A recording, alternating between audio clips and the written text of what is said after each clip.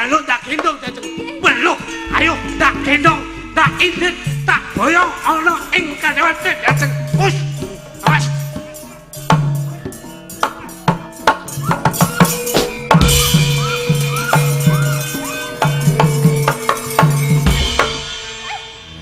Wis. Rame lek Pit. Pas. Yo. Ini pergiwo, ndak bopong pergiwo. Ayo pergiwo, malu toh marang. Ayo, ndak bopong. Hei.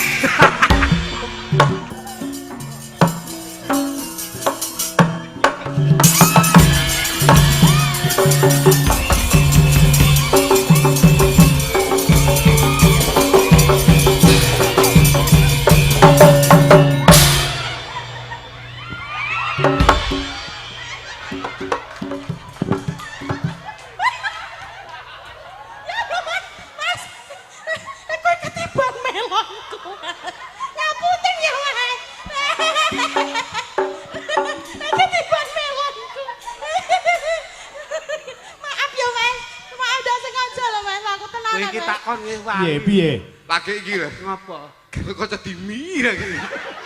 Jare lunga ora suwe jare ganti tekan seprene apa kowe wis lali pamenmu ning terminal Gayatri apa wis ra kelingan nawi kok biyen pacaran lunga golek barang mulai wis kawon gandengan barang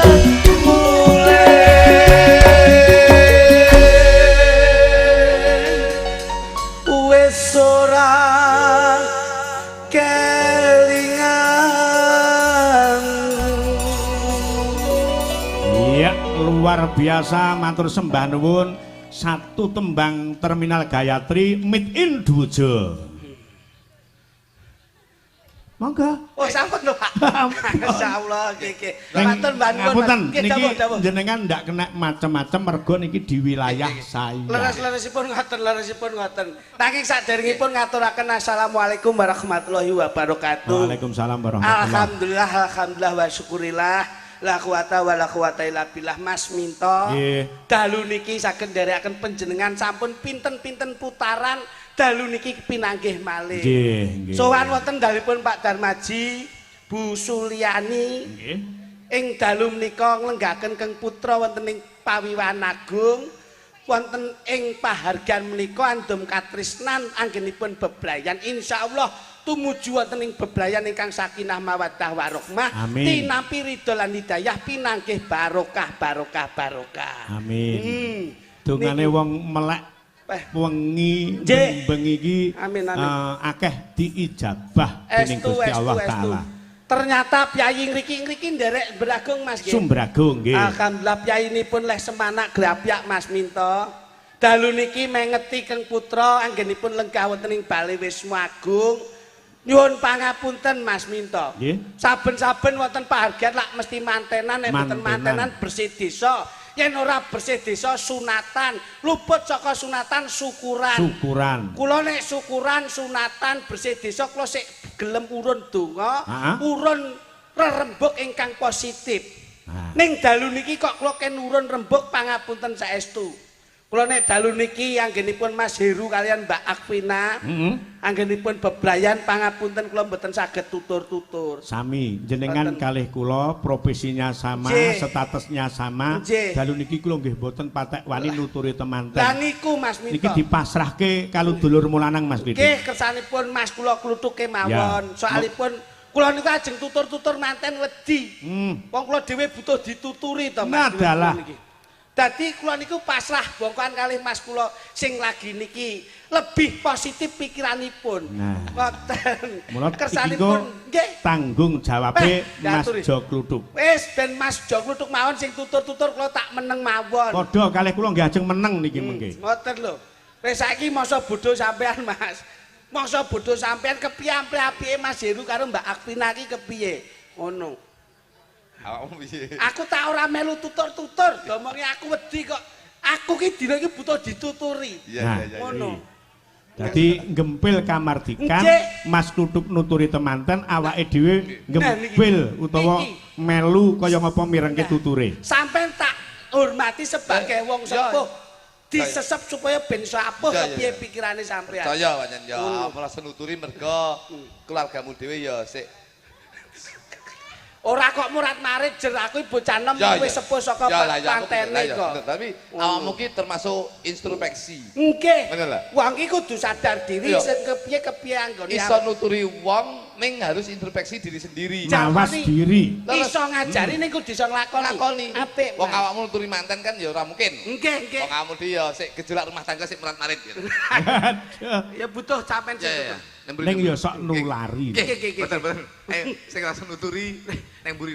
Loh, lah ngapa to Mas? Kok ngarep buri ya padha wae. Ya setidaknya itu harus jelas ngono lho. Yang di depan. Iya. Sing gak iso nuturi neng buri. Oke. Ngono lho. Dadi penting. Masalah ini kula niku kalih panjenengan ngeten senenge. Saling menutupi dan melengkapi, Mas. Betul. Mboten kok congol-cumongol mboten. Dadi kula nek ora iso tutur-tutur nggih Mas kula sing nuturi. Panjenengan pun pasrah nggih Mas. Mergo rumangsa ngrumangsani enek sing luwih pinter, enek sing luwih sukses, enek sing luwih ngerti. Saestu Pak, saestu. Mula nggih monggo Mas Jo Gluduk. Lho, kuwi nyapa ning ngarepe? Lho, iso nuturi manten apa ora? mboten saged. Ora iso kok ning ngarep iki. Lah kudune Neng buri. lah ya ngono lho, wong ya aku ki aji. Ah, ya ngono. Ning buri Alian ning gen. ngarep. Keluargamu ya ramus. Sik toh. Lah sampean kok ya melu mubeng buri ngopo? Keluargaku ya murat-marit. Kowe iki ya sembrono kok iso. Pak Darmaji menika piyambakipun. Pak Darmaji menika. Niki Pak Darmaji. Ono kalih Bu Sulan. Kalih Bu. Ayo. Sulaini. Bu Sulaimi. Piyayine iki merantau, Mas. Nggih, Pak Darmaji teng Malaysia. Ngoten. Bu Sulaimi. Nah, niku teng Taiwan. Ngono. Jadi mereka berdua itu beliau berdua berjuang. Ini yang bisa dinamakan bahwasanya mereka berdua, Pak Sulaimi kalih Bu Pak Darmaji. Pak Darmaji kalih Bu Sulaimi menika pahlawan Devisa Negara. Ngono. Pak Minto. Jadi beliau berdua itu bisa dinamakan pahlawan Devisa Negara. Nun sewu. Ini sudah terbukti bahwasanya kesuksesan beliau menika sing lanang nyambut gawe ning Malaysia, sing wedok nyambut gawe ning Taiwan, nyatane sak menika saged dados keluarga ingkang sukses wonten ing Rejo Agung menika. Alhamdulillah kok Rejo Agung mbahmu di sini iki. Beragung. Wah, lha iki ya rada slewang iki ya. Teng Beragung menika dadi dhuwit oleh ke Malaysia, dhuwit ke Taiwan, menika dikumpulne dadi siji ning Beragung, menika beliaunya keluarganya sampun sukses. Nyatane sudah terbukti beliau berdua menika sampun duwe usaha. Usaha napa Mas? Pabrik paralon menika sak menika paralon mbahmu kiper kok iso. Wong kuwi tempat pembuangan air kok iso pabrik paralon iki lho. Wah, kowe iki jan mripate kok ndi-ndi kok Mas? Dadi ngeten Pak Minto. Pak Minto. Manten berdua menika. Endi mantene iki lho? Kok manten berdua menika endi? Wong mantene di depan kuwi kok iso. Di mantene. Lah kuwi baguse kaya ngono putih kaya ngono kuwi jajali. Ndi? Burisan kuwi lho. Digital gundulmu. Ya ampun, Mas Heru iki lho. Wong mau wis jagongan ngono kok iso. Putih kuwi oleh lek sadurunge ndek bojo. Ning yen wis ndek bojo kudu ireng. Lho. Piye ta bocah iki kok iso? Sik. Ini harus diperjelas putih oleh sadurunge dadi manten. Ning lek wis dadi manten kudu ireng Pak Minto. Lah kok ngono? Lho kene putih ki biasane sadurunge dadi manten kuwi ndelik perawatan ki penting. Tapi sakwise dadi manten kudu bekerja keras nyambut gawe untuk menghidupi keluarga. Paribasane ora roh udan, ora roh panas. Ora roh awan, ora roh bengi, kudu nyambut gawe. Paribasan adus keringet dilakoni. Adus keringet niku kudu dilakoni. Kudu ireng ya. Lho, nggih lho, Bos. Bener. Biyen ki ibuke cah-cah ki penyawangku saurunge dadi manten ki putih. Putih. Bareng suwe-suwe kok ireng. Nah, ngoten lho. Pak Minto, nggih niku malah kewalik. Biyen Ibu Sri ki ireng. Heeh. Saiki putih. Sapa sing ngomong kuwi apa roh lek putih? Roh. Ireng. Mosok. Sesuk putenan lho. Kok kan moto ki urusan apa kok iso mangsane. Dadi ngono Pak Minto. Dadi manten ki nun sewu. Wong lek dadi manten wong lanang kuwi paribasane aja wedi awake reget. Aja wedi kesel, aja wedi elek, aja wedi awake reget. Ning misi dan visi kita nyambut gawe dienggo murakapi keluarga. Masya Allah. Berarti wandene kaya Kang Rama. Lho iya no. Pak Darmaji. Hampir sani Pak Darmaji ge.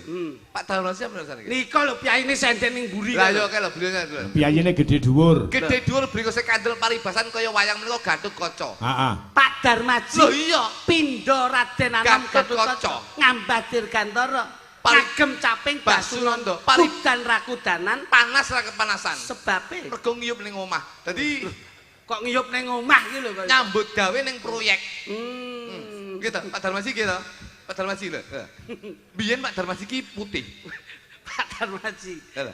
Wah iya iya. Begitu Yayine tur lho ora sombong lho. Sombong. Biasane nek kagungan gawe iki mesti ning arep dhewe to. Malah ning mburi kok. Delik. Lho. Kuwi ndudone wong sing duwe jiwa adigang, adigung lan adiguna. Lho. Dadi ora Ora sombong. duduh-duduhne wong lek sukses kaya ngono kuwi. Masyaallah. Lho, Ning jero kaya ngono ya Mas ora- Grapyai. kowe ora roh. Pripun? Mau aku tekoki ditokne kabeh. Masyaallah. Enek lek petang lodong. Lho, petang lodong. Petang lodong mek kripik tempe tok. Kuwi mau. Iki lho jan ngene iki lho. iki lho. Kowe iki kudune lak yo melu bangga wong ya apa-apa enek kok iso. Enek apa kuwi? Wis ning ngarep. Sing ngalam petang lodong. Heeh. Nek mburi ki nek 6 lodong Pak Lah Tito. kuwi komplit neh. Kok komplit aku mek kerupuk iwak tok. Jadi, Lah yo beda kok iso. tapi hebat lho Pak Minto saiki. Hebate Loh, Pak Darmaji to. Nggih. Pak Darmaji menika nyambut gawe ning Malaysia, ibuke nyambut gawe ning Taiwan. Iki Piye, mung apa? Monggo mulyakne anak. Mulane ada kata-kata wong tua mesti mulyakne anak, ning ngurung mesti anak ki iso mulyakne wong tua. Wong tua siji iso Ngopeni nyuksesne anak 5, ning ngurung mesti anak 5 iso ngopeni wong tua siji. Lah kuwi lho sing kudu digut. Loh, gocek iki penting lho, kata-kata iki penting. wong tuwa Wong tua iso siji. mulyakne anak Ning ning urung anak- mesti iso mulyakne wong tua. Sapa sing ngomong? Sing ngomong Pripun, sapa? Kula Kata-kata bijak lho Mas. Lho. Anak ki iso mulyakne wong tuwa lho. kok saged Proses pembuatan anak kuwi wis mulyake wong tuwa lho. proses. Ayo. Oh iya. Penak lan mboten penak niku gumantung atinipun, Nah, Pak. kuwi ning awake Mboten. dhewe-dhewe. Tegese menika kula ngendikan matur ingkang kados pekaten menika. Ngendikan ya matur. Matur. Contohmu mbok wis ngomong Loh, ngono wae. iki jelas lho. Rungokno. So jenenge anake jenenge apa? Mas Heru. Ru. Heru. Gedhi kono kowe kok tonyo ndasmu bar kowe. Gede oleh tapi pengalaman dalam hidup berumah tangga ki oleh sampai aku. Lah Mas Heru ki jam terbange kok ngendi-ngendi kok. Jam terbangnya apane lho? Lah sampean Jam dinding aku 6 aku ning. jam terbang ki pengalaman ki lho. Ngono. Sampan kudu iso mulyakne wong tuwa. Mula Pak Darmaji Bu Suliani. Kuwi kudu mbok mulyakne. Putrane Pak Darmaji sapa? Nggih, Mas Heru. Mulyakne wong tuamu. Apa meneh mulyakne wong tuamu wedok. Insyaallah kuwi iso membina rumah tangga sing sakinah mawaddah warohmah. Nah, Kuwi iki lho, lho. Mas, kuwi lho, Ki Mas. mesti ngerti mergo paugrane kesuksesane anak ki gumantung ning wong tuwa Wong tuwa wadon. wadon. Mula yen kepengin sukses angger nyambut gawe lak mesti ridone wong tua, Pak. Iya. Nggih to? Iya. Mesti dilangkai. Mas Kluthuk niku angger budal nyambut gawe. Aku jenenge kok dilangkai. Aku mesti dilangkai kalau diuyui ya. Dilangkai iki dongane wong tua ki Pas lho. ngelangkai anyang-anyangan ngono wong tuaku ngono. Lak lenggahe wonten mriki. Eh. Nyambut damel wonten Malaysia kalian Ah. Taiwan. Jadi ngono, Pak? Ki nek dijikuk saka Malaysia karo Taiwan. Kuwi tembunge iso mata. Mata. Dadi sing lanang nyambut ning Malaysia, sing wedok nyambut ning Taiwan. Taiwan. Itu lek kita bisa menyatukan kata-kata itu mata. Maki Malaysia, iki Taiwan. Taiwan, Jadi itu. saya bisa menghimbau nuturi teman-teman lanang karo wedok, mata ki cinta itu dari pandangan pertama dari mata, akhirnya timbul di hati dan nanti akan membina rumah tangga sehidup semati. Masya Allah. Loh, iki wis pitutur lho Pak Minto. Iya. Dadi wong wedok karo wong lanang, bapak karo ibu iki nyambut ning Malaysia karo ning Taiwan, kuwi saka mata mlebu ning ati, akhirnya bisa membina rumah tangga sehidup semati. Dadi rumah tanggamu Ru, iki kudu sehidup semati. Lah, wondene metu siji, Metu bareng, maem siji, mangan bareng, dolan siji, dolan bareng, turu siji, turu bareng. adus siji. Dewi. Lho kok ora bareng? Kula adus bareng ya kungseng jenenge cilik, wae tak delok cilik mau jenenge. Cilik. Oh, iya, iya. Dadi penting Pak Minto ngoten niku. Tane, Lho, ta itu apa? Tak iki wis tegese tanggung jawab. Tanggung jawabe wong lanang apa, tanggung jawabe wong wedok apa. Wong lanang nyambut gawe, wong wedok mempersiapkan apa yang menjadi kebutuhannya wong lanang. Heru nyambut gawe golek pangupaya jiwa dienggo nguripi keluargane, sing wedok ya tanggung jawab piye pamrih wong lanang ki seneng. Wong wedok Mbak Afina. Mbak sapa? Mbak Afina. Mbak Adwina. Nggih. Bojomu ndi to lho? Lah kene ning sandinge kae to. Kok tuwek men bojone mu? Mripatmu kae. Wi bae utuk bae gedeng ngene. Lah kowe yo teko aku. Lah kowe dadak nyuruh nyambut andinge kuwi. Lah wong sing sandinge make kok iso mbok duding. Dadi mengingat seorang laki sebagai saka guruning keluarga, mula lek nyambut gawe duwe kaya kudu byuk ketubyuk diwehne sing wedok. Nggih. Nah, iki. Contohe kaya kula Pak Minto. Heeh. Dadi kula niku nun sewu, bojomu ndi lho? Bojomu ndi? Bojone turu persiapan Salah. engko bengi iki arena dan juara ya kok iso. Arena dan juara api mburi jenang tok kaya. Ngono, yo. Ngene lho. Kel, Herul. Wong wedok ki kuncine siji ben bahagia. Piye, Mas? Kudu mbok blonjo apa sing dadi kepingane wong wedok kudu mbok tutne. Loh, dadi wong wedok pengen apa-apa Tutne, turuti. Ya nek kemampuan iki cukup gitu, Mas. Lah nek kaya Mas Minto bengi mayang ngene iki, buke nyuwun apa-apa iso ngudaneni. Lah nek terus kemampuane nyambut gawe beda pripun? Sesuai dengan kemampuan awake dhewe Pak Minto. Heeh. Wis wong wedok ki senenge apa? Turuti. Mbuh piye carane golek utangan los. Nuruti wong wedok. Lho, nggih Pak Minto. Lek wong wedok kena nggih daringan patut untuk dituruti. Ngono lho, Mas. Loh. Terus Lek wong wedok mung mburu senenge dhewe ora mikir keluargane piye coba. Gaya hidup loh, sing dituntut. lek ra gelem nurut wong wedok nuruti karepe dhewe. Pegat. Kowe aja angger pegat-pegat terus lho kowe. Loh, los iki. Kowe las-los bojomu ya mbok losne. Nyatane kowe dhewe ya mumet to ya an. Loh, Nyetir wong wedok kuwi angel. wong wedok ki keras kepala. Wah, apa es batu Loh, Sing ngomong lek wong wedok keras kepala sapa? niki lho, Sing keras kepala ki wong lanang. wong wedok Pak Minto. Wong lanang. Kok saged? Teko wong wedok-wedok lek wong lanang ante ndak keras kepala nesu apa ora jajal? Pak Minto kuwi kepalane siji. Pak Minto. Iki kepala liyane Pak Minto. Iki jane bukune kok ngendi to? Aku nganti gak cetok aku. Hei, Pak Minto iki duduk kuwi. Iya. Ayo terus coba. Wong wedok ki di nun sewu, wis dikodratne keras kepala. Tapi mek kepalane tok, liyane empuk. Kowe aja pilih-pilih lho. Wis to. Kabeh ki ya ana sing keras ana sing empuk. Tegese keras kepala ki pemikirane sok lho wong wedok ki nun sewu. Ki kodrate ya. Nggih. Siji gampang emosi, loro cemburu ki tinggi, sing keloro apa sing didadi karepe kudu dituruti ki wong wedok. Tambah sitok. Tapi atine ki empuk, tegese gampang nangis. Lah kuwi. Tangane ya empuk, gampang nyambut gawe. Alhamdulillah. Lah, terus liyane ki ya Justru sing nangis ki malah sing atos. Pak Minto iki kok kolo nyapet to Pak Minto. Sampai ndak ngerti apa sebabnya kok nangis ki mergo atos. Lah ya. Mergo nangis ki duwe gegayuhan di kekarepan. Kudu Iki lek dipinangan. ngerayu karo wong lanang terus kanggo cara nangis. Wong lanang ben nyoh sakmene, nyoh semene. Piye to, Pak? Pak Minto. Hah? Niki ilmu kula lho. Wis to. Iki lho, rungokno kodhok kaya ngene. Kodhok ya. Kodhok ki ramene kaya ngene. Iki aja mbok delok kodhoke, Didelok piye, Mas? didelok sasmitone. Tapi aja entuk ngorek lho. Lho nyapa? Nek ngorek kobong iku. Kabong dasmu iki. Ngono. Wong ki- Kene. Dadi nun sewu Pak Minto. Heeh. Dadi Heru karo Mbak Vina iki kudu nyenengke wong tuane. Aja duwe jiwa idealisme, tegese nyenengne keluargane awake dhewe, ning ya kudu duwe prinsip nyenengne wong tuane lan nyenengne maratuwane. Lah nyenengne iki karo materi. Lho ya ora no. Ru. Heru. Lho. 15 tahun aku rabi iki ra tau kok seneng karo wong wedok liyane. Masyaallah, pinter imanmu, kuat takwamu ya gede.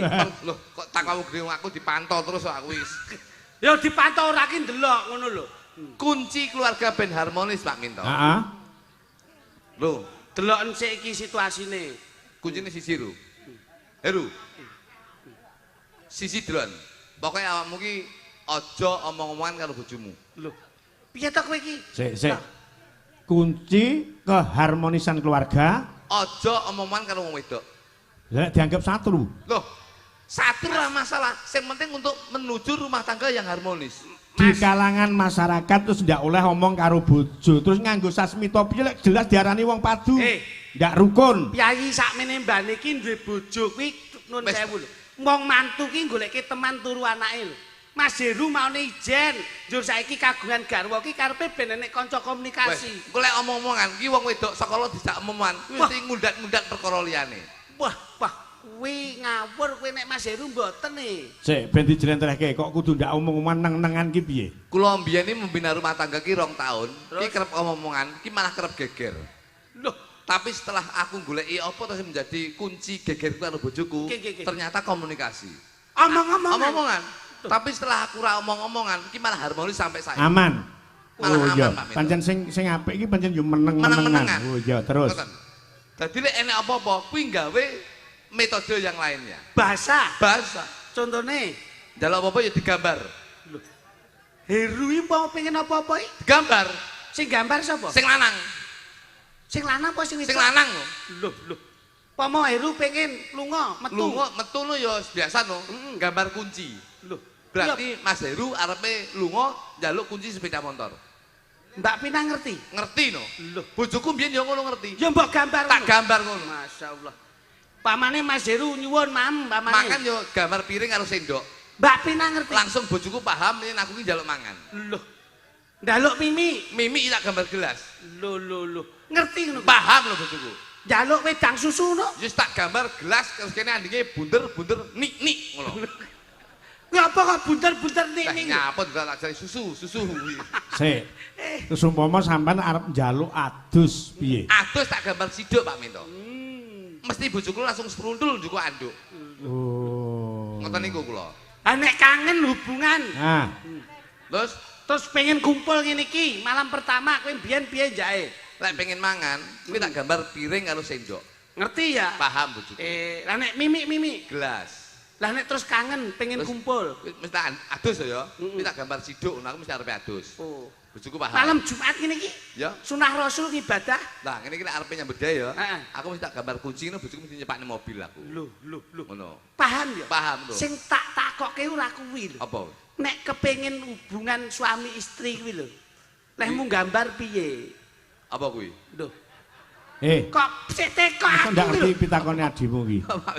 Lek arep lanang wedok ngono lho. Nah, ngono lho. Lah, kuwi to, cis. Cis ki apa kok iso? Cis tipis. Maksudnya kuwi hubungan ngono kuwi. Kuwi tak gambar. Lah kabeh mbok gambar kok. Iya tak gambar. Piye, Mas? Tak gambar kurungan terus lawange buka. Lho, ngono Pak Minto. Sik kok ora padha karo nek maem karo lek ngombe. Lho ya beda no njaluke kuwi kok. Dadi tak gambar kurungan karo lawange buka.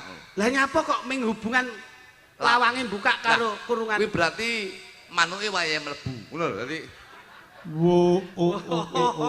Sasmita. Lek bojomu ora tanggap. Terus lah coba lek bojomu ndak ngerti. Ora tanggap. Kuwi tak gawe gerak tubuh. Loh.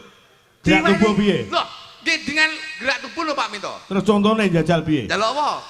Ya arep turu awor kuwi mau. Turu awor ya aku lek mangan ngene to. Nggih. Lek ngombe ngene. Nggih. Lek njaluk turu awor wis biasa. Piye, Mas? Njalukku mesti mek ngono. Wah, bojomu marah. Marah. Terus akhirnya kodemu? Kodeku mek ngene kok.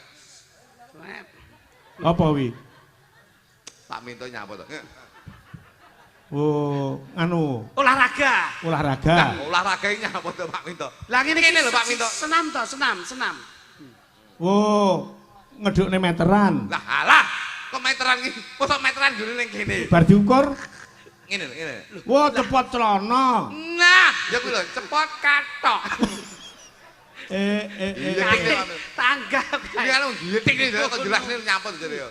Wong jenenge nuturi iki ya nuturi sing apik. Iya, mantu. Ora kok nuturi ning sasmitane sasmita sing lapas. Guyon. Wong Mas Heru iki piyayine meneng ngono kae lho. Meneng. Meneng Heru glendem gitu ya. Loh. Kok glendem piye to? Tegese glendem iki beliaunya Heru iki glendem untuk membina rumah tangga. Wong piyayine nyeneke meneng anteng. Wong kira enek pepatah mengatakan to Mas. Air beriak tanda tak dalam, air tenang menghanyutkan. Saiki ngene Mas Kritik nggih. Untuk membuktikan bahwasannya untuk minta hubungan suami istri. Iki ben jelas iki diperagakke karo presiden. Kuwi lah ya. Jaluk niku to? Heeh. Oke. Peh mat. Coba. Sapa? Sing marai sampean lho iki. Awakmu. Dadak ngomong ngono kuwi kudune praktek nek karo aku ora pas ngono. Bojoku sapa? Wis milih kono sak karepe kono. Golek sing nganggur sakmene sik do mangan kabeh. Pilihna to Pak Minto. Kae lho rada nganggur wiraswara lho. Ndi? Wiraswara Padha lho. lanange gedeng aja lho iki. Lah sing nganggur kuwi tok kok iso mangsane. Golek. Wiraswara. Golek. Ayo sing ndi? Ki do madang kabeh. Kene Nduk. Jale Sing ndi? kancanono kae masmu kae. Iya, kowe lho. Lah kok Kowe tak goleke dangkelan pring iki lho, meneng kowe. Mangsane angel golek sinden ngene iki. Liya-liyane do mam kabeh iki ra gelem maem kok. Ora gelem mangan. Tahu gede tirakate kuwi. Gede trakate napa? Iki mau wis mangan tek 3 piring kok sore mau. Kowe kira sembrono. Pangapunten lho, Mas. Heeh. Wong Pak Darmaji iki piyaine iki blobo lomo. Dadi iki lho Dlon. Yaine wis satene ditokke. Ngene, jare kingko para esuk. Iki engko nusul bakso. Lho. Sesuk-esuk piye kowe remang? Pecel. Sesuk bengi sik enek-enek rawon. Lho, tanggapane nganti engko sutok. Lho tapi rawon khusus kingko. Ning ndi? Marung dhewe. Mangsane Ayo coba diperagake kaya ngapa? Jale. Iki duduk maneh bojomu, Tuk.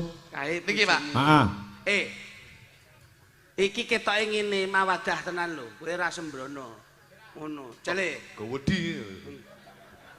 Kowe iki digolekke rada apik ora gelem jaluke sing ngene sedengan mbok paido kok iso. Ngopo sebabe tak goleke pipit sing gedhi? Lah, Pak. Sing ora mbayar kuwi malah senengane torok karo wong lanang. Nah, ya kuwi. Nah apa? Modelmu. Nyapa? Liyane Pak Minto juga. Disyukuri tok. Kowe iki ora ngerti urusane wong wedok. Wong wedok ngene iki gemati lho, Mas. Gemati apa mbok golekne wong wedok sing lengne kentongan ngene kuwi kok. Delok ibu-ibu sing lemu-lemu senenge wong lemu ki ndudoke pikirane ayem, atine tentrem. Sing lanang mesti kuru mergo ngenes. Ora. Wis lemu. Mosok Heeh. lemuke ora perkara bahagia ki ketoke penyakit kae ta bojomu. Aja to.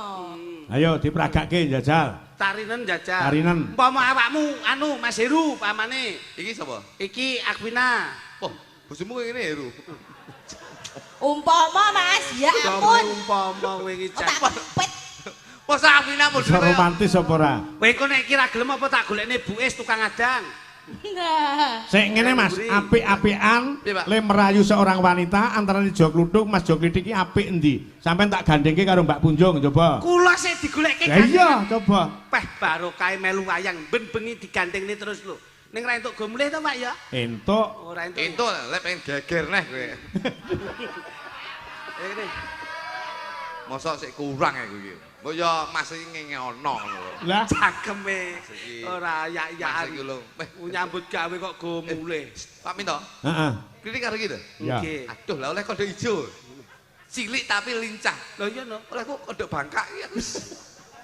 Kowe ora sembrono Mas. Iki sebelah ki Mek kungkong. iki malah aku iki rada rugi kok. Kayak sebelah ke tanduran jagung ning ora bertongkol dua. Nggonmu bertongkol dua lho. Iki malah tongkole ndak umum iki. Ngono. Rajono. Aku ya Ora nduk. yak-yakan ngono. Wah, oleh iki. contoh nih Mas Klithik Nggih. menjalin mahliga rumah tangga yang harmonis, yang tentrem, ayem, kebak kabagian kaya ngapa coba? Kula niku mboten kakek ngomong kok Mas. Saya itu tidak terlalu banyak mencintai wanita tapi mencintai satu wanita berbagai cara. Ya.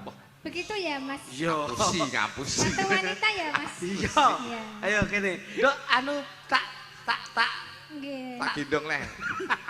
tak gendong piye kowe ora ganggu. Aku iki karo kunjung pangapunten Mas Minto. Ya. Dik sampean ngerti to? Pripun Mas? Nek ning ngarepe Mas Darmaji lak ana tanduran kates to kae. Nggih Mas. Kates kae lho. Iya. Kae itu aja kata. disawang katese. Ning samangan katesmu. Kowe kok tak tonyo ndelosor lho iku kok iso. Aku ki ngomong karo iki ora ngomong karo Lah iya. Tapi kan katese punjung jos. jos yo nggone bojomu Wah, iki duduk kates. apa kuwi? Melon. Kowe ora sembrono. Papunten Mas. Ngerti to nduk kae apa nduk? Kates Mas. Kates. Nggih. Kates kae saka tembunge ka karo tes. Nggih. Kaki karepmu aja nganti mandek, tes ki tegese apa wae sing dilakoni kudu dites dhisik. Aja kemrungsung, grusak-grusu keburu nafsu. Oh, layakno jenengan tukang ngetes to, Mas. Lah iya kuwi. Mula kabeh kudu dites dhisik. Dadi kowe kudu siap alpe dites. Ngono. Dadi kuwi sik kates, Nduk. Kowe ngerti sebelahe kae ngarepe apa, Nduk? Jagung. Jagung. Jaganen atimu aja nganti bingung. Mula awake dhewe wong bebrayan kaya Mas Heru karo Mbak Pina, kuwi dijaga atine aja nganti bingung, aja noleh nengen, aja noleh ngiwa, sawangen ning ngarep aja nyawang mburi. Kados panjenengan nggih. Kaya Mas. ngono diajeng. Ngono. Yen kowe Aja tak kasar-kasar yen to, kowe tak ibaratne paralon, Nduk. Hah? Paralon. Dadi wetengmu gedhi tak cepaki sapi teng sing ngombo.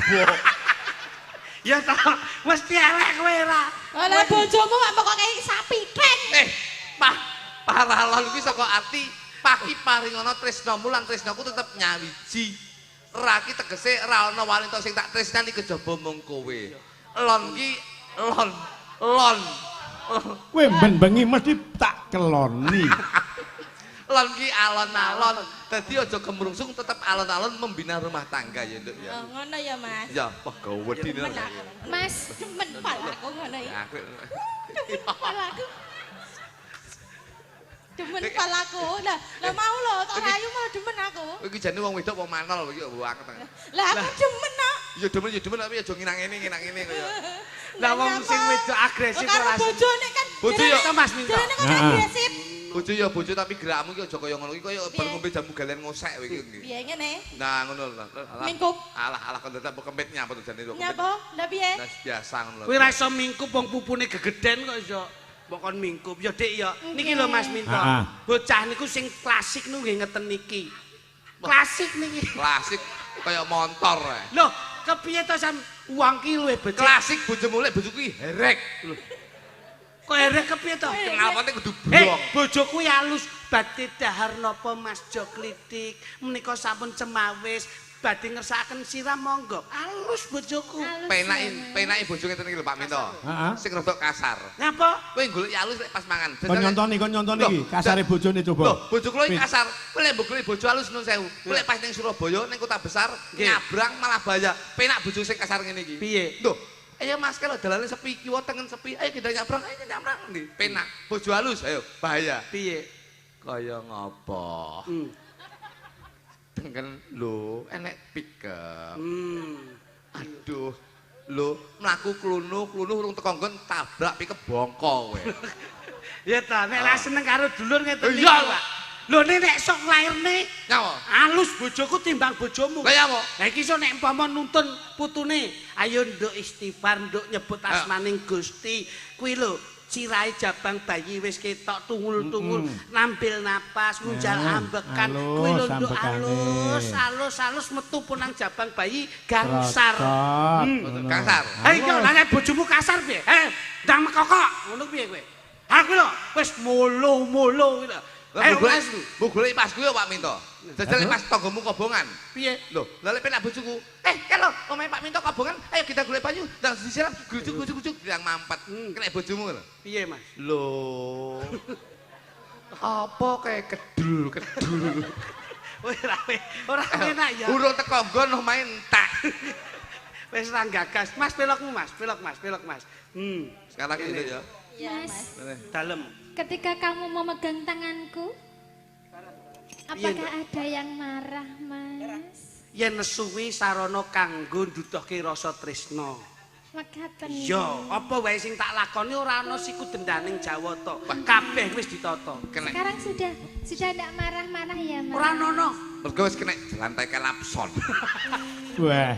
Ya ora kok iso. Coba.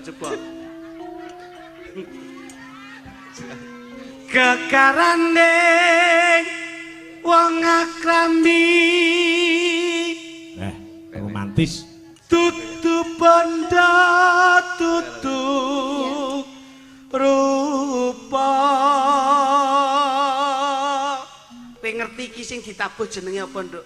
Gender, Mas. Gender ki tegen olehmu sesender marang kersaning Gusti Allah Subhanahu wa taala. Oh, mekaten. Sandinge ki apa, Nduk? Slentem.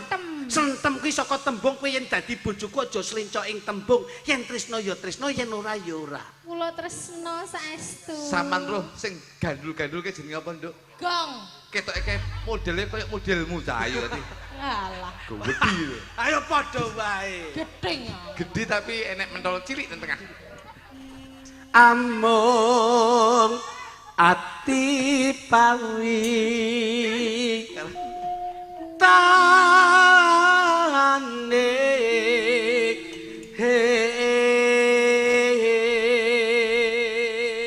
Wah, romantis. Iso apa ora kasing sisih lor kae? Sakit Pak Minto. Aku rayunan, Mas. Nah, Sayang. rayunan. Iya, sayang. Pipit, Iya. apa bedamu sampean karo salon Cahayu? Enggak aruh, Mas. Apa, Mas? Kita enek bedane. Nyampur aja genset. Mengecewakan. Enggak kok mengecewakan kok. Kon dulang pit ben ketok sayang pit. dagelane nek klambine kaya Dulangan, Pit, dulangan, Pit. ngono kuwi. Ngono. Sing didulangi apa sarane apa-apa entek kabeh Pak Minto. Lah kuwi. Nah, Tak buktikan dulang ya, Mas, ya. lek memang sampean iki harmonis dalam keluarga. Ojo kalah karo keluargane Jo Klitik. Nah, nggih Pak Minto. Tak dulang ya, Mas. Iya iya. Aku suwi enek 6 tahun rambut dulang, Nduk. Ndek ngenani mbok dulang malah. Ndek Cahayu. Mosok mantenan iki. Alah, alah. Apa kuwi ora gizi ora vitamin blas. Lah wong kuwi. didulang turane wong. Didulang turane sindah-sindah. Didulang turane wong lekmu seneng. Ya. Loh, ya Allah. Pras. Ngono mbok pamerne. Nyepres, Mas. Nyepres. Aja mbok buak, biasane tisune kuwi mambu sithik ya dipangan lho. Ngono. Diangkrek. Nyapa? Lombok tok.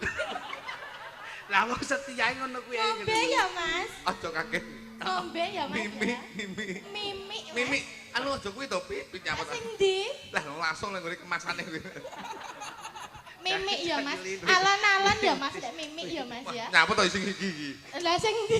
Kuwi lho. Engko sing kuwi engko. Mimi sik. Jan setia tenane bojone. Bojone setia Oh, tenan. setia. Setia. Bojone setia. Iki Mimi plus masuk angin. Ya. Setia lho. Ayo, bener Pit sik ngelak Pit. Sik ngelak. Tas sik ngelak. Sik ngelak. Ya, sik tak bukane, Mas. Ini. Gak apa-apa. Bojone setia. Nah. Aku ning ya ora ngono kuwi mbok cawiske ning mejane penak.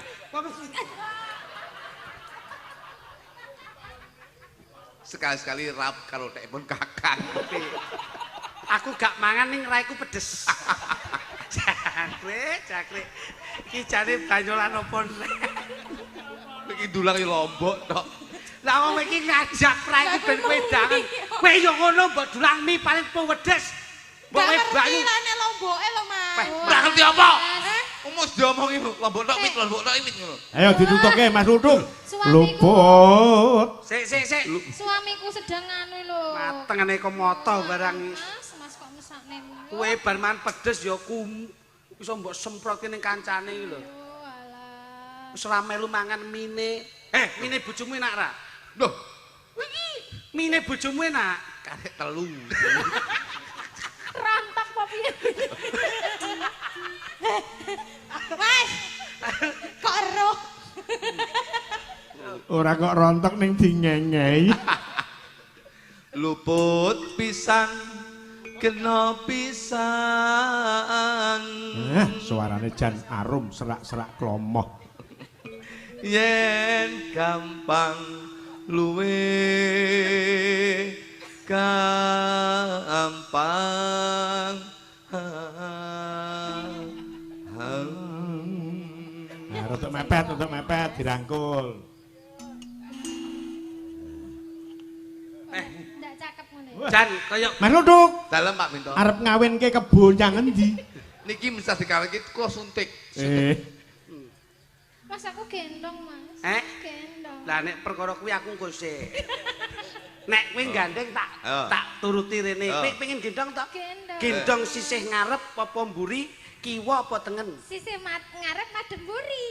Ngarep madem buri. Marep. Madem buri. Lho, lah kuwi lak ya terjadi 2-2-0 karo 1-1-0 lho kuwi. Apa kuwi? Ayo konslet no.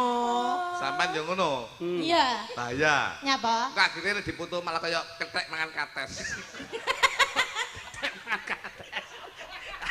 Ketake sampean ngono apa piye? Ayo keteke kowe kates. Lah nek aku lho luput pisan kena pisan diajeng pergiwa manuta marang pun kakang diajeng pergiwa. Nggih Kang Mas.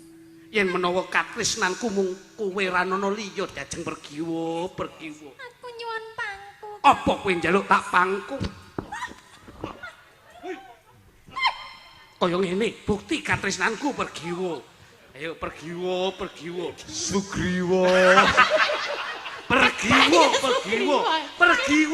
Pergiwa lek cilik gedhi Sugriwa. Wis kethek Mas. Oh alah. Ayo jajali. Pergiwa. Kaya aku kok kene lho. Wah, iki jan. Iki Sugriwa iki. Luput pisan kena pisan yen gampang luwe gampang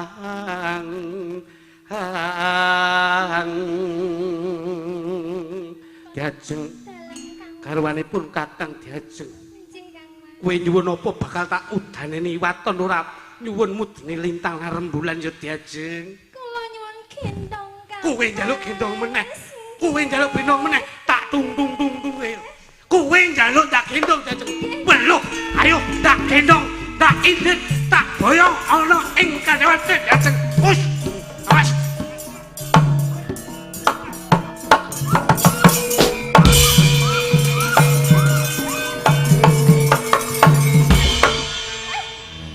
wis Rame lek Pit. ngono Ya. sampak langsung dijak Jane ngono melek tapi musuhe kethek niki napa saged? Pergiwa. hei suarane gedhi pergiwo garwanipun kakang pergiwo Pergiwa. Garwanipun kakang Pergiwa.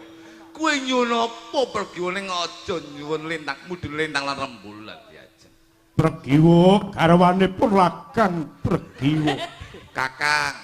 Kakang kok lakang. Aku muni apa? Lakang. Sapa sing ngomong muni lakang? Jenengan lho. Kakang. Lah mau muni lakang lho. Bapakmu ngono lho. Sampean mau lho. Aku muni apa? Lakang. Lah iya. Lah iya. Ha. Kok lah iya heeh. Baleni. Pergiwo garwanipun lakang Pergiwo. Garwanipun lakang Pergiwa.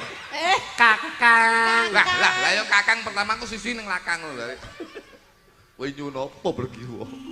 Kula nyuwun dipondhong Kang Mas. Lho. kok lho iki kepiye tak udaneni diajeng Udan lindasmu ya. napa Enggak kuat no bos. lho Gatotkaca iki sekti mandraguna kok iso Tak semayangi. Piye? Lah kok dipun semayangi. Ayo. Karo trisik sik, sing wedok trisik. Awas. Diajeng pergiwa. Gage mapano diajeng ndak boyong, ndak penake. Sesandingan marang kon kakang jenenge. Yo, pergiwa.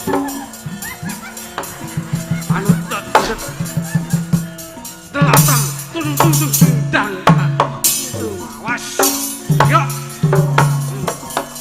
Ini pergiwa, ndak bopong pergiwa.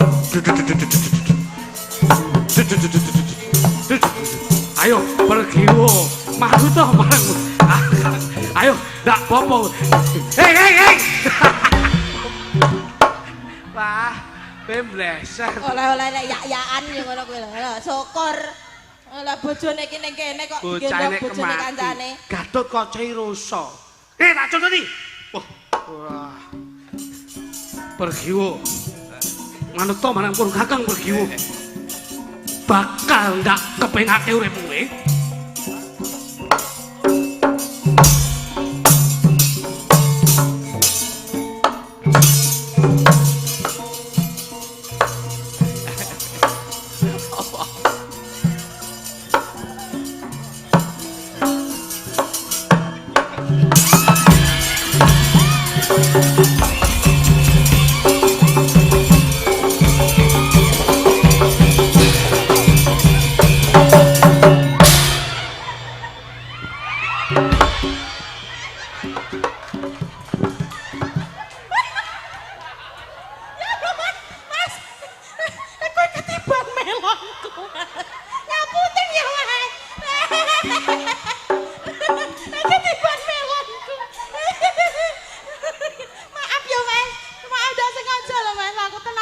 takon nggih wae. Piye piye? Lagi iki lho. Ngapa? Kocok dimi lagi. Takon wae. Malah mbok junjung ra karo-karo. Begitu cebol langsung. Oke mapan ayo anak. Ya jenenge wong entuk-entuk iya ngono. Entuk ya entuk mosok karo kocok nek setanting lagi iki. Oh kudune mbopange ya ora ngono kuwi kok iso. Ayo terusno diajeng. Aku tak menggeh-menggeh. Wah, sapi tangi sak gejine. Wah, kowe kiwa to? Heeh. Aku tengen pas padha tengahe. Pupune kok guling. Kuwi cara kapuk nu super. Ah, saiki nembang bareng, Mas. Lah niki dereng bar kok niki. Urung bar. Dereng sik ben dirampunge mengke bablaske belok barak lintang samara. Yen angel. Mau. Maaf loh Mas. Maaf apa? Maafkan aku. Maaf. Aku iki garut kocol. Wis, Alah padimu penak ayo anak. penak gundulmu iki. Mosok garut kocol mek kiwa tok.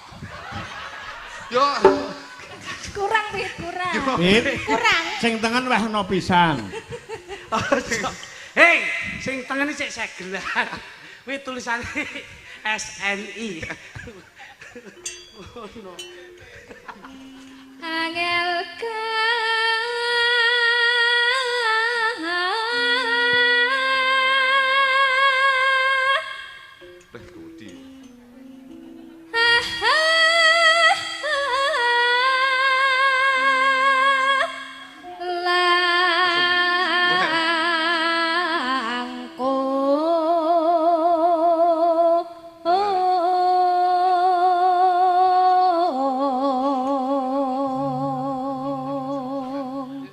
tan kenoti numbas harato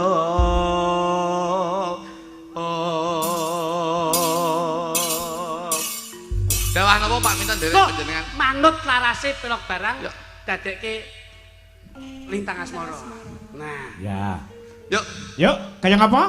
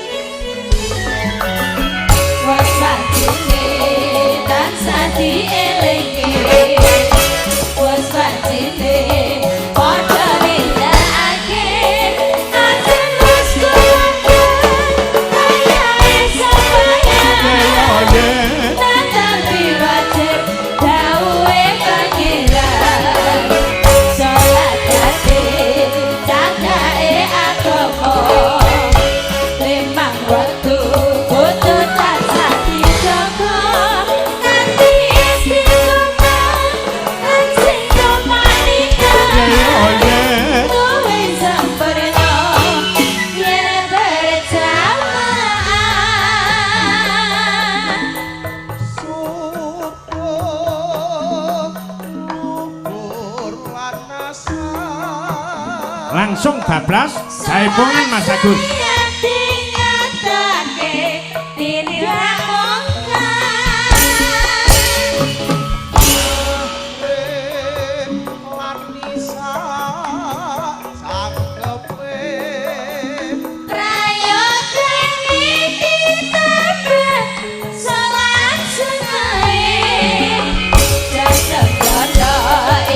Perintah agama eling ana ning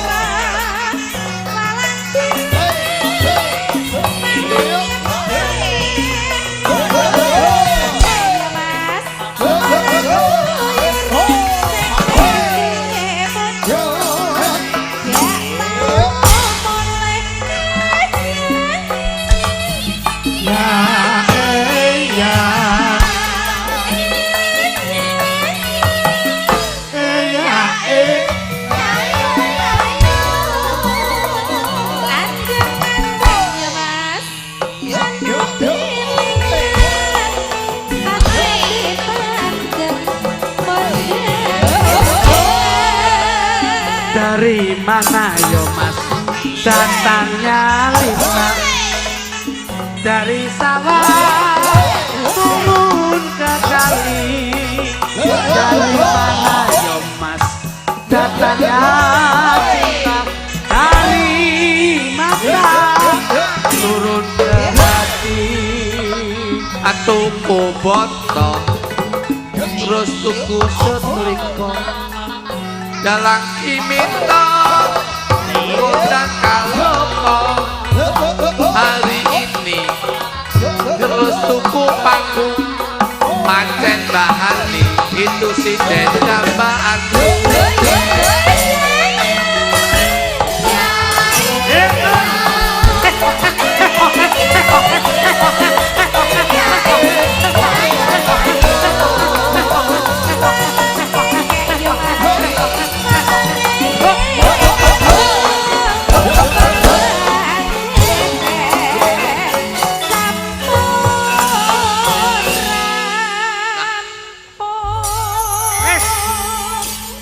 Mas Ridik, tembang menika katur penggemar berat Sekar Gadung, baik yang langsung ataupun yang dari jarak jauh. Menika wonten Bapak Samidi kang wonten Kawedusan Ploso Klaten Kru 35. Pak Sawidi nggih biasane rawuh nggih. Kalian Bapak Suryono Pati Jawa Tengah. Siap. Ugi Mas Juwadi Timbul ingkang wonten Rembang. Bapak Sumeh ingkang wonten Ngepoh Tanggung Gunung, Mas Isam Wagir Ponorogo, ugi Mbah Lengger mboten nate ketinggalan, Mas Suratno Solo, Mas Suratno Noglok niki nggih bendalu mirsani. Dan juga diinformasikan Mas Minto, masyarakat Tulungagung jangan sampai ketinggalan. Ya. Tanggal 20 November nanti akan digelar wayang kulit spektakuler wonten Pendopo Agung Tulungagung dengan 3 dalang ternama dari Tulungagung. 1 menika Mas Minto Darsono, kedua Mas Eko Prisdianto, yang ketiga Mas Sun Gondrong saking Mirigambar. Langsung 3 layar. 3 layar, 3 dengan dalang. bintang tamu. Wonten Mas Klitik Luduk, wonten Mas Percil, CS, wonten. Kalian Benjing Dalu Mas. Niken Salindri. Wah, Niken Salindri. Tanggal 20 November di Pendopo Agung Tulungagung. Nggih, kolaborasi. Siap. Kalian Benjing Dalu tanggal 7 menika hari wayang sedunia. Ada anak-anak Paku Datu Paguyuban Dalang Anom Tulungagung pentas di lapangan Tenggur depan Balai Desa. Mereka ada dalang 20 dan pesinden 10. Adapun bintang tamu Mas Dujo, Mas Jo Klidik. Nah, iki awit saking kula panjenengan peduli dengan hari wayang sedunia, benjing derek berpartisipasi nyengkuyung datang dalang Anom Tulungagung. Pancen berpartisipasi nggih.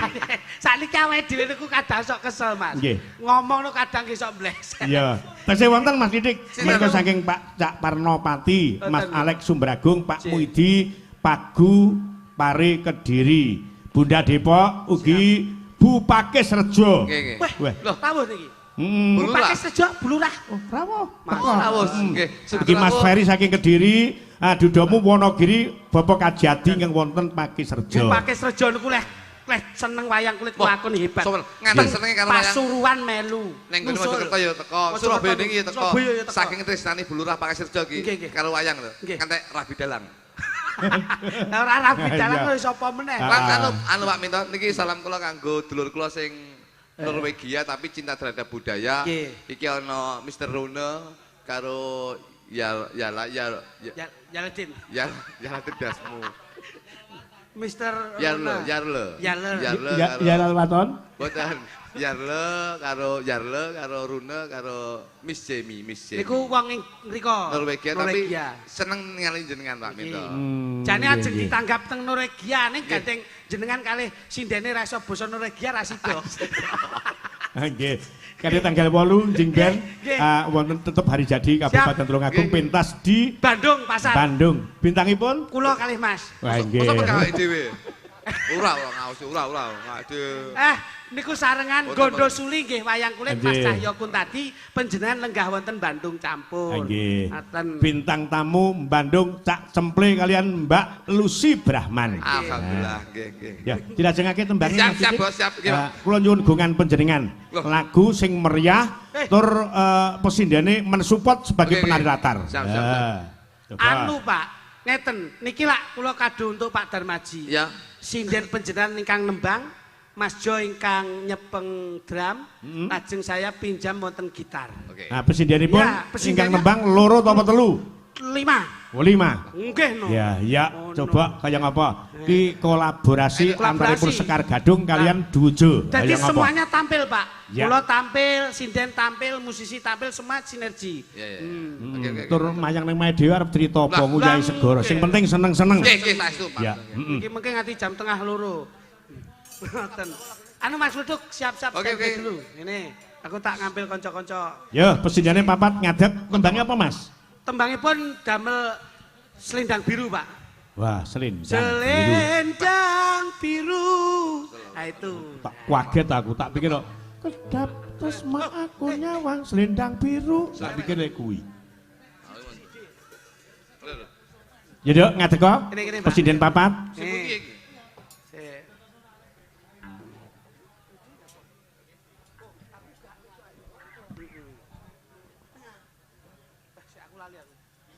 Ya, coba kaya apa? Pangapunten niki lak nggone dhewe tadi ya wis digawe menang. Sing energi lho, Dok, energi lho. Iki masalahe sing ngiringi ya Mas Litik, Mas Lutung kok dikira ora dikira sabotase. Nah, ngono. Coba Dek. Kotmu Mas, karo Benoto Mas, kotmu Mas. Ayo. Dek nih ya. Ki katur Mas Joko Wibowo ingkang nusul wonten lokasi, Mas. Siap. Ya.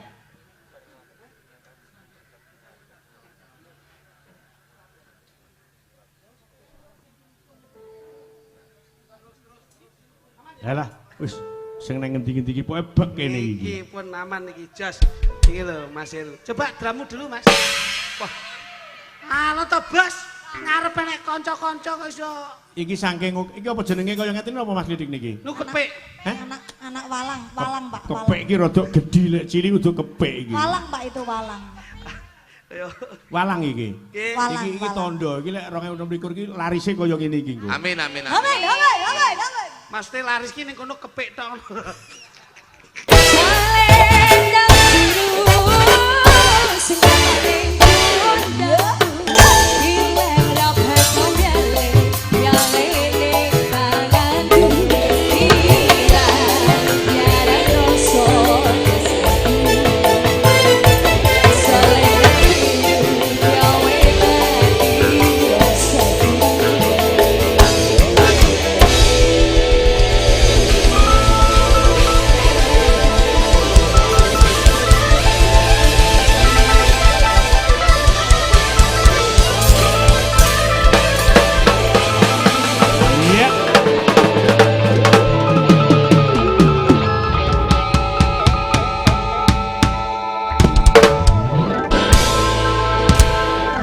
Terima kasih luar biasa Sekar Gadung kolaborasi dengan Duwojo. Yuk, kaya apa? Tembang ingkang pundutan dereng diaturke Mas menika saking kadang penggemar Sekar Gadung kalenggah wonten ing Sumbragung. Mliginipun warga masyarakat Sumber Agung kang mengku gati Bapak Darmaji. Ya. Mbak Sulis katuran jumeneng kaya ngapa? Ngadeka wong ayu. Yuk langsung sepot Mas. Sepot gending.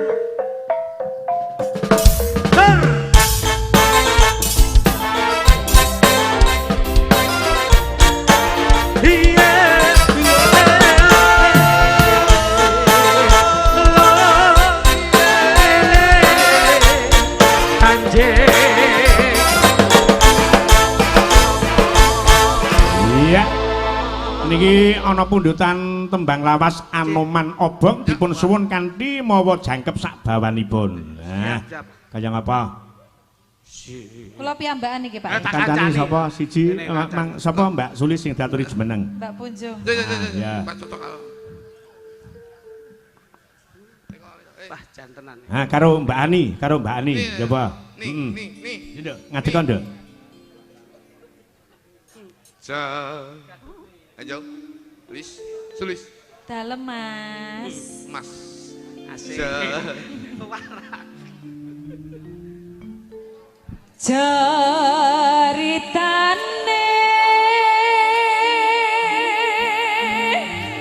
wayang Jawi. Ceritane wayang Jawi.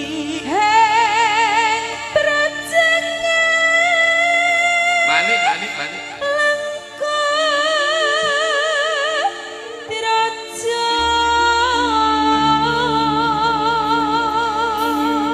Ketoke karo dipalarne tipis-tipis kok enak ketoke. Rahwana Raja arane Ani gawe geger nyolong Sinta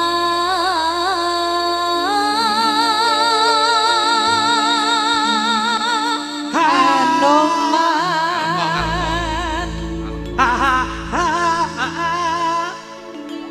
Tanjut tumandang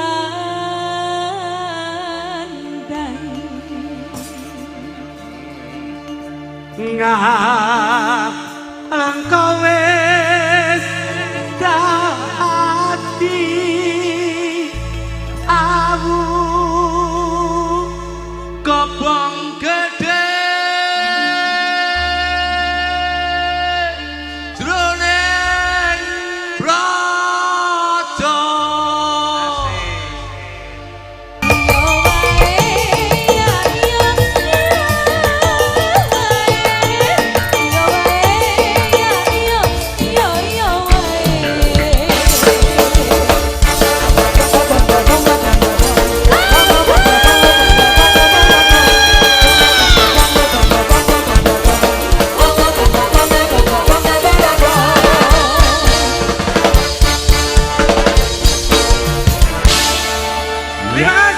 Matur sembah nuwun Mas Klidik, Mas Kluduk. Yun nggih Mas Niki mangke wonten tembang setunggal nandur ngunduh saderengipun menawi kepareng badhe pamit ingkang mangku gati wekdal kula aturaken. Sembah nuwun. Mboten kathah anggenipun kula aturaken kagem panjenenganipun Bapak Darmaji Sarimpit Ibu lan rumambah keng putra Mas Heru kalian Mbak Akvina ing samangke anggenipun jurung dedonga mugi-mugi panjenenganipun kekalih Mas Heru kalian Mbak Vina pikantuk ridho lan hidayah saking Gusti Allah Subhanahu wa taala. Insyaallah enggal-enggal pikantuk momongan soleh lan solehah. Insyaallah beliau Bapak Darmaji Bu Suliani ing samangke anggen kula wentah keng putra dadosa piyayi sepuh ingkang saged satuhu ngreksa keluarga ingkang sedaya pinampi barokah. Amin. Nggih. Sembah nuwun Pak Minto. Beliau teng Kalpatan nyuwun gunging samudra Pak. Seko kupat, seko liwet, kalimat andum.